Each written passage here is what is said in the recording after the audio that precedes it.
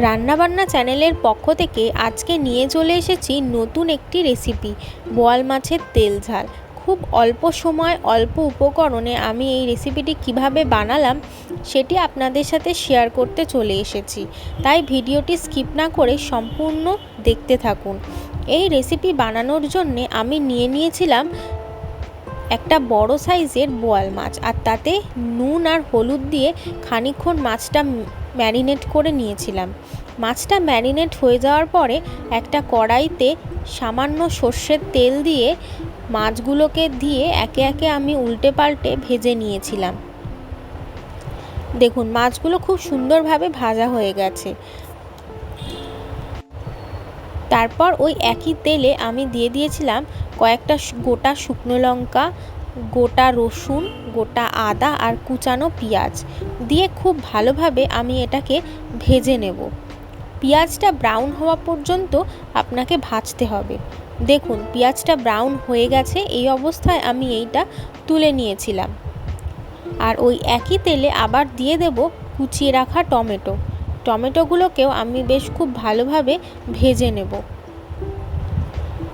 দেখুন, টমেটো থেকে জল সব বেরিয়ে গেছে, টমেটো ভাজা হয়ে গেছে।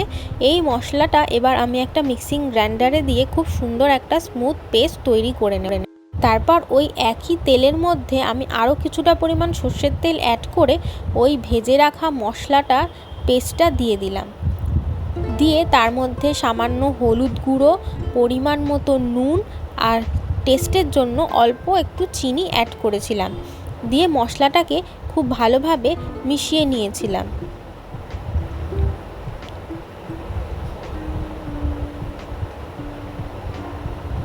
তারপর ভেজে রাখা বোয়াল মাছগুলো এই মশলার সাথে খুব ভালোভাবে মেখে নেব।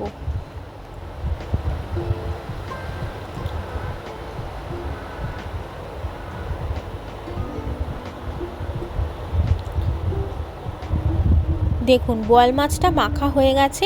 এবার মিক্সি গ্রাইন্ডার ধুয়ে রাখা জল আমি অ্যাড করে দিলাম। দিয়ে কিছুক্ষণের জন্য মাছটা আমি স্টিম হতে দেব। আর উপর থেকে কয়েকটা কাঁচা লঙ্কা দিয়ে আমি কিছুক্ষণ ঢেকে দেব। দিয়ে 10-15 মিনিট পর ঢাকনা খুলে দেখবেন যে তেল বেরিয়ে গেছে। আর এরকম যখনই হয়ে আসবে তখনই বুঝবেন যে আপনার রান্নাটি হয়ে গেছে। আর এভাবেই বানিয়ে নেবেন খুব সহজ পদ্ধতিতে বোয়াল মাছের তেল ঝাল রেসিপিটি। এই রেসিপিটি যদি আপনাদের ভালো লেগে থাকে তাহলে চ্যানেলটি অবশ্যই সাবস্ক্রাইব করে দেবেন, আর অবশ্যই লাইক করতে ভুলবেন না। আর এই রেসিপিটি যাতে আরও সবাই জানতে পারে তার জন্য ভিডিওটি অবশ্যই শেয়ার করে দেবেন।